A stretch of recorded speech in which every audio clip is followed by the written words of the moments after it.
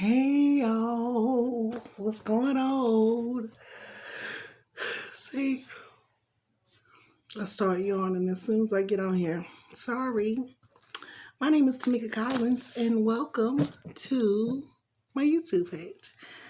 On these episodes, we are reading the Bible from Genesis to Revelation, and we are in Numbers, the 24th chapter.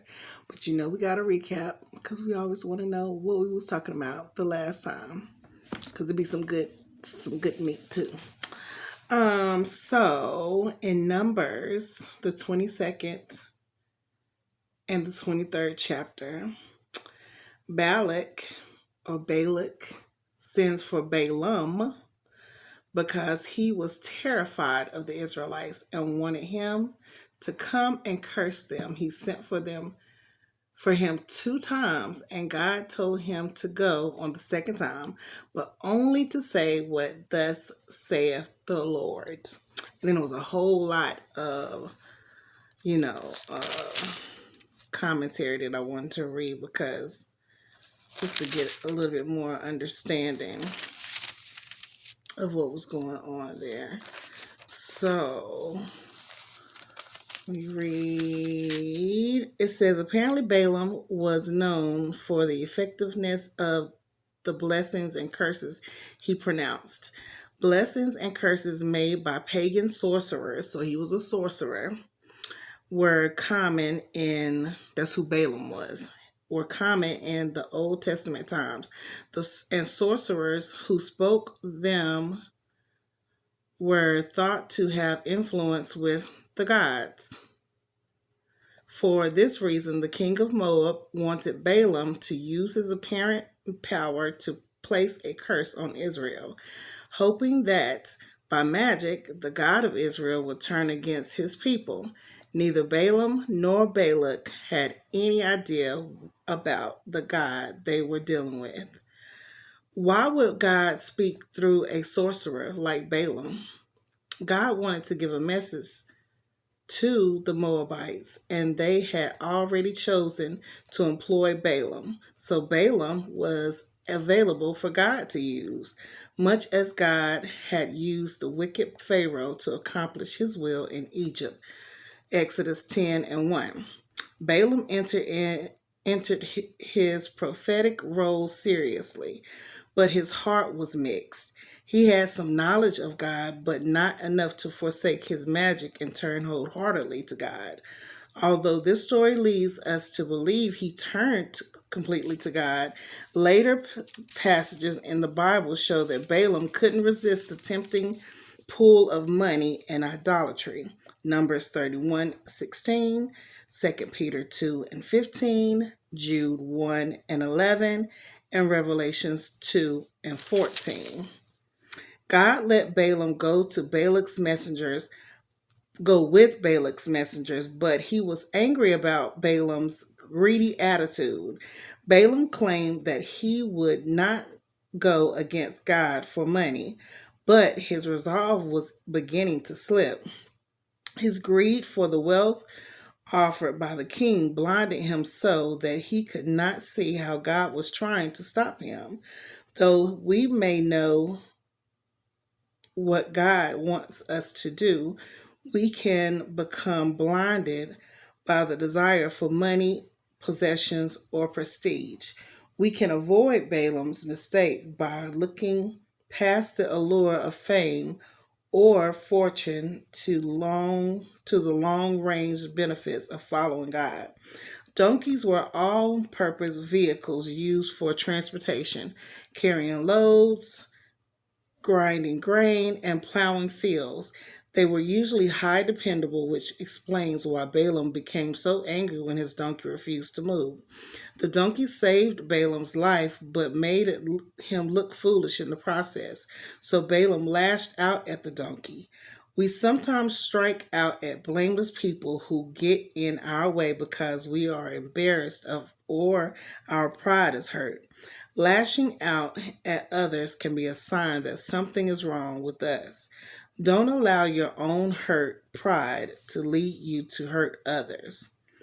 Instead of an offering of it, instead of offering a sacrifice to the local gods whom Balak would normally worship, Balaam instructed Balak to offer burnt offerings to the Lord, the God of Israel. Balak, and perhaps even Balaam, was trying to appease the Lord with the offering to get what he wanted in return, a curse against God's people. We do something similar when we attempt to give something to God, an extra offering, a service project, more time spent in devotions to try to get Him to do what we want from Him. And I have been guilty. we all done been there. Oh, if you get me out of this one time, Lord, I promise I will. All right. God cannot be bought with our offerings, good works, or sacrificial actions. God cannot be manipulated into doing anything for us against His will. The number 7 was sacred among many of the nations and religions at this time. He thought a change of scenery might help Balaam's mind, but changing locations won't change God's will. But Balak's problem had nothing to do with his location. He apparently did not understand that God's sovereignty has no limits. Balak's problem would stay with him regardless of where he took Balaam. We must learn to face the true source of our problems. Moving to escape problems often only makes solving them more difficult. Problems rooted in us or in the focus of our faith are not solved by a change of scenery. A change in location or job may only distract us from the need to have a change of heart. So we can't escape things. We got to face them head on. Woo, that's a hard pill to swallow. Hard pill to swallow.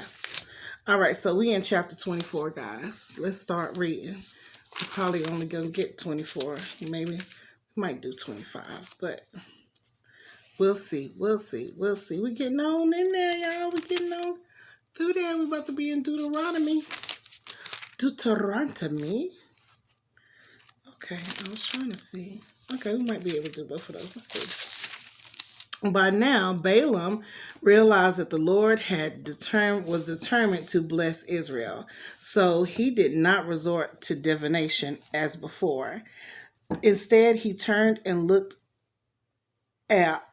out toward the wilderness, where he saw the people of Israel camped tribe by tribe. Then the Spirit of God came upon him, and this is the message he delivered. This is the message of Balaam, son of Beor, the message of the man whose eyes see clearly, the message of one who hears the words of God, who sees a vision from the Almighty, who bows down with eyes open wide. How beautiful are your tents, O Jacob! How lovely are your homes, O Israel! They spread before me like palm groves, like gardens by the riverside. They are like tall trees planted by the Lord, like cedars beside the waters. Water will flow from their buckets. Their offspring will have all they need. Their king will be greater than Agag. Their kingdom, or Agag, their kingdom will be exalted. God brought them out of Egypt. For them, he is as strong as a wild ox. He devours all the nations that oppose him, breaking their bones in pieces, shooting them with arrows. Like a lion, Israel crouches and lies down. Like a lioness, who dares to arouse her? Blessed is everyone who blesses you, O Israel, and cursed is everyone who curses you. King Balak flew into a rage against Balaam. He angrily clapped his hands and shouted, I called you to curse my enemies. Instead, you have blessed them 3 times? Now get out of here. Go back home. I promised to reward you richly, but the Lord has kept you from your reward.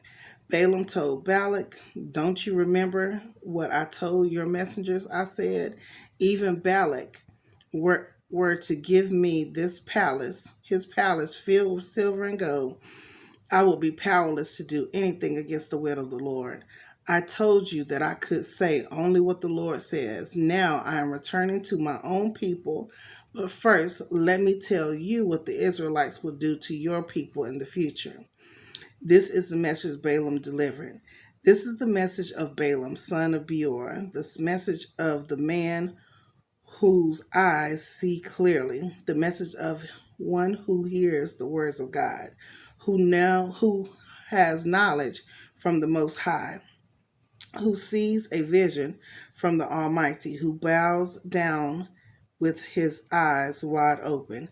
I see him, but not here and now. I perceive him, but far in the distant future. A star will rise up from Jacob. A scepter will emerge from Israel. It will crush the heads of the Moab's people, cracking the skulls of the people of Sheth. Edom will be taken over, and Seir, its enemy, will be conquered. While Israel marches on in triumph, a ruler will rise in Jacob, who will destroy the survivors of Ir. Then Balaam looked over toward the people of Amalek and delivered this message. Amalek was the greatest of nations, but its destiny is destruction. Then he looked over toward the Kenites and delivered this message. Your home is secure, your nest is set in the rocks, but the Kenites will be destroyed when Assyria takes you captive. Balaam concluded his message by saying, Alas, who can survive unless God has willed it? Ships will come from the coast of Cyprus. They will oppress Assyria and afflict Eber, but they, too, will be utterly destroyed. Then Balaam left and returned home, and Balak also went on his way. Chapter 25. While the Israelites were camped at Akavia Cove, some of the men defiled themselves by having sexual relations with local Moabite women. These women invited them to attend sacrifices to their gods, so the Israelites feasted with them and worshiped the gods of Moab. In this way, Israel joined in the worship of Baal of Peor, causing the Lord's anger to blaze against his people. The Lord issued the following command to Moses: seize all the ringleaders and execute them before the Lord in broad daylight, so his fierce anger will turn away from the people of Israel. So Moses ordered Israel's judges, each of you must put to death the men under your authority who have joined the worshiping Baal of Peor. Just then, one of the Israelite men brought a Midianite woman into his tent right before the eyes of Moses and all the people, as everyone was weeping at the entrance of the tabernacle. When Phinehas, son of Eleazar and grandson of Aaron, the priest, saw this, he jumped up and left the assembly. He took a spear and rushed after the man into his tent. Phinehas thrust the spear all the way through the man's body and into the woman's stomach. So the plague against the Israelites was stopped, but not before 24,000 people had died. Then the Lord said to Moses, Phinehas, son of Eleazar and grandson of Aaron, the priest, has turned my anger away from the Israelites by being as zealous among them as I was. So I stopped destroying all Israel as I had intended to do in a zealous anger. Now tell him that I am making my special covenant of peace with him. In this covenant, I give him and his descendants a permanent right to the priesthood. For in his zeal for me, his God, he purified the people of Israel, making them right with me. The Israelite man killed with the Midianite woman was named Zimri, son of Salu, the leader of a family from the tribe of Simeon. The woman's name was Cosbi. She was the daughter of Zur, the leader of a Midianite clan. Then the Lord said unto Moses, attack the Midianites and destroy them, because they assaulted you with the deceit and tricked you into worshiping Baal of Peor, and because of Cosbi, the daughter of the Midianite leader, who was killed at the time of the plague because of what happened at Peor. All right, and we will be in chapter 26 on our next go round. And of course, we will recap. I hope everyone is having a wonderful time. It is almost Christmas time. I love it. It's like, Christmas time is here. I love Christmas time. Oh my gosh. But yeah, I'm going to be showing a short little video of some of my projects that I have going on. So if you would like anything, please feel free to inbox me and get at me and let me know what you would like. I would appreciate it. I love doing these crafts and doing things and just putting my little talents to work, my little bitty talents. And like I said, I hope you all have a wonderful time and a wonderful morning, afternoon, evening, and nighttime, and the midnight hour, because that's important too, right? The midnight hour. Anyway, have a good one. I'll talk to you later. Peace.